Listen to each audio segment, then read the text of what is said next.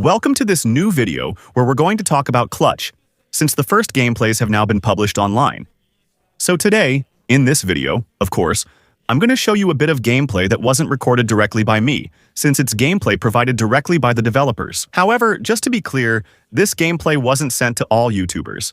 It was only sent to those who had the chance to go to the game's development studio for a presentation on May 27, 2026. I was invited, but I couldn't make it, so I wasn't able to get it firsthand. I got these gameplays from another YouTube channel. So the gameplay you're about to see isn't in optimal quality, it's a bit stretched, and it doesn't necessarily show all the interface elements.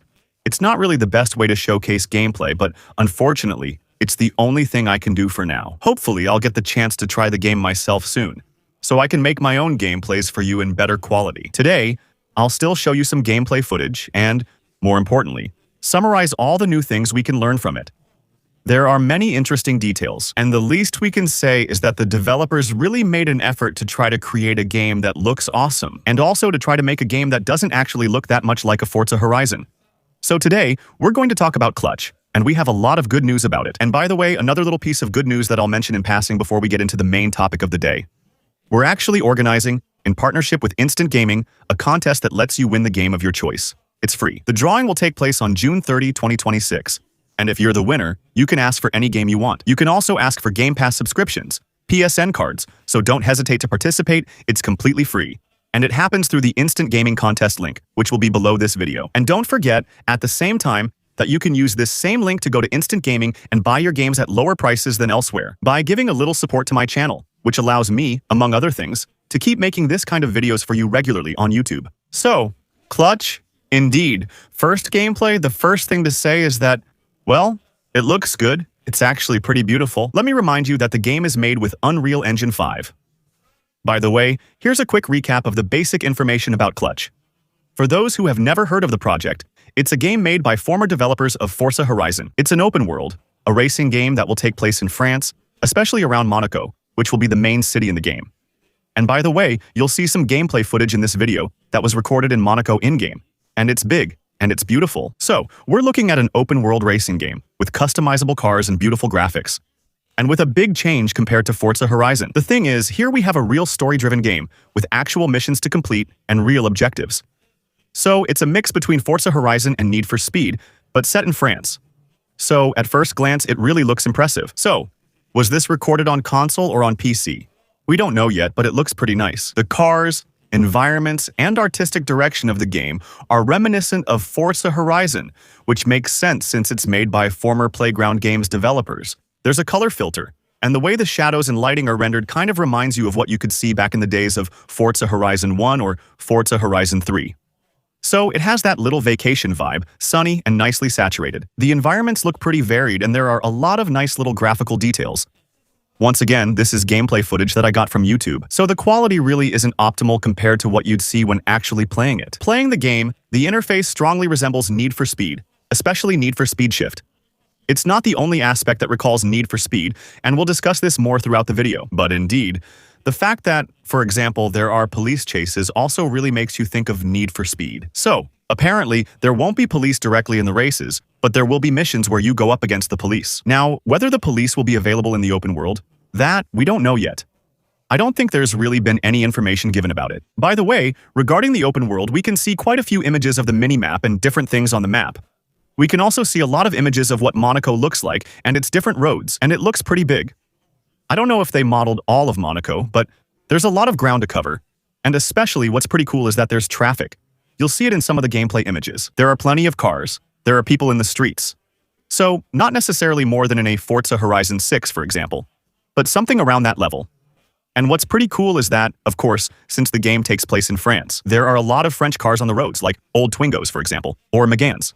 But in general, I feel like there's quite a bit of traffic, and especially cars that were specifically chosen as traffic vehicles. They seem pretty detailed to me. They seem quite varied. A lot of cars from the late 90s and early 2000s, I don't know if we'll be able to drive all these cars or if some are just traffic cars. But there are some really cool things like the Twingo. And what's also pretty cool is that we're going to find, well, pretty much all the typical road signs you find in France, the direction signs, the stop signs, everything that goes with them. And that, it almost feels strange. It's almost the first time, actually, that we see this in a large-scale open-world racing game with a big budget. For now, we don't know the size of the map at all yet. What we do know, though, is that there are 790 roads to discover. That doesn't mean much, but it's 120 more than in Forza Horizon 6. So, does that mean the map will be bigger? Or maybe, well, simply, just like in real life. In Monaco, there are a lot of narrow alleys and tight roads that kind of boost, let's say, the number of streets or roads to discover. We don't know for sure, but anyway, it's looking pretty good for us to have access to a large open world. There are several similarities with Forza, mainly due to the skill system. When you drift, jump, or do other stunts, you earn a score that likely unlocks rewards, though this isn't confirmed yet. We have an open world where you can find collectibles, a bit like the chests in Forza Horizon or like the car parts. In Need for Speed, I think that was in Unbound. There will definitely be an economy system. For now, there isn't much information given about it. From what I've seen and understood by watching the gameplay, you earn money by doing different things. The money, of course, can then be used to buy cars. We can assume that you can also use it to customize your cars. And there will be some pretty original ways to earn money. If I understood correctly, this applies when you're driving at night, for example during races. A little bit unofficial, since, kind of like in Need for Speed Heat, this game will focus on daytime, on official races. With the R1K Championship, which is a championship that doesn't actually exist, but it's the official racing championship of this new game Clutch. A championship with very well-organized races that will take place in the south of France. Our character is competing in it, and is one of the official drivers. And alongside that, at night, there will be less than legal street races in traffic, a bit like the street races in Forza Horizon. And from what I understand, there will be some kind of built-in streaming system in the game, or at least a follower system, or fans who will watch what we're doing in real time, and who can, for example, make donations based on your driving, if they like what they see or not. Donations of in-game money that will be added to your balance so you can enjoy yourself later. On the purchasing side, another good piece of news we saw on Black Panta's channel. In fact, a short clip from one of the game's first missions, and it's a real story-driven mission. That means, well, we'll have objectives to complete that have nothing to do with official racing, missions like tailing and car theft, like one of the first missions that was teased in the game. A mission where we break into the luxury villa of a wealthy owner on the coast to steal an Aston Martin. And something pretty incredible, and that's something you absolutely never see in Forza Horizon. We'll be able to get out of the cars and literally walk around with our character in third person and interact with the environment. So, is this just for missions? Will this be something we can use in the open world? For example, will we be able to have a house system where we can move around? Something like that. To interact with it like in GTA or Test Drive Unlimited, but in third person, we're not sure yet. We've asked for years to get out of cars and interact with the environment on foot in Forza Horizon. And, well, in the end, the first ones to introduce this kind of feature aren't Forza Horizon, it's Clutch. So, yes, we'll be able to get out of the cars, at least during missions. The missions will be scripted. All the cutscenes are made with real actors. There's motion capture for the character cutscenes. So, I couldn't find the names of the actors. But I think I understood that they hired French actors to play different characters, especially the two main characters. Another small detail about the Daytime Racing Championship, I think the developers wanted to push the realism a bit further. When it comes to actual racing, for example, there will be a penalty system. If you go off-road during an official R1K race, then when it comes to the driving, it'll be hard for me to give you my opinion because, well, once again, I didn't record this gameplay footage myself, it's filmed, so it's always hard to say, well, how it feels. What I can still tell you, and which is pretty obvious, is that there seem to be some pretty realistic things and some completely arcade ones. For example, you can use a grappling hook to latch onto certain map spots. I can't say if this is just for missions or the open world, but we'll have access to several little gadgets like that. For example, with the grappling hook, latching onto something lets us turn extremely fast and hard around tight corners. There will likely be more power-ups since other icons appear on the HUD, but I don't know what they'll be. From what I understood by listening to the YouTuber Black Penta, who was there on May 27th and got to try the game himself, we're looking at an arcade-style game, so that's not surprising. Forza Horizon and Need for Speed are arcade games, so if this game is inspired by them, it will be arcade too. I didn't notice any brake to drift, which reassures me. They didn't bring back that terrible thing. In Need for Speed, there were quite a few things that were well done, especially the handling of the car's weight and the way the suspensions reacted. He said the cars were enjoyable to drive in cruising mode, especially at slower speeds for exploration. And the sense of speed would be pretty good, especially thanks to a lot of camera effects that are actually a bit inspired by Need for Speed.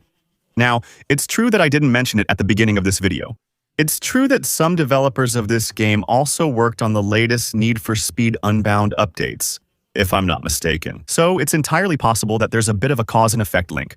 According to what he said, there should be multiplayer in the game, even though he didn't give any more information about it. And again, according to what he said, the game's customization should be pretty deep. And since Black Penta is a big Need for Speed fan, we can expect great customization. So, lots of good news. There might be some details or elements that I missed in this gameplay. If you notice anything else, feel free to mention it in the comments. Of course, don't hesitate to share your overall thoughts on what's being shown here. What's really cool in any case is that we already have gameplay just a few days after the game's announcement. And above all, well, there's still a year of development left for the game. A year is a long time when you see how far they've come, especially since they still have a year ahead of them. To polish the game, let's say, to really improve it even more, optimize it, debug it, and so on. As we can see, making the graphics even nicer, adding more detail to the map or the cars, for example, well, we can say that overall, they're already off to a good start. Here's my opinion on something really cool. Let me know your thoughts in the comments.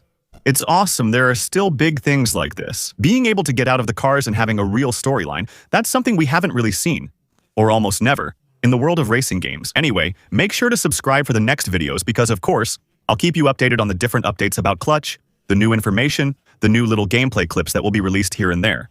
So, make sure to subscribe. If you're interested in the game, don't hesitate to leave a like. Don't forget the instant gaming contest. And remember, I stream regularly. I'll be live tonight playing Forza Horizon 6. So come by, say hi. It's always nice. Come follow on Twitch, use your Prime. It's always extra support for the channel. I'll see you very soon for a new video. Bye.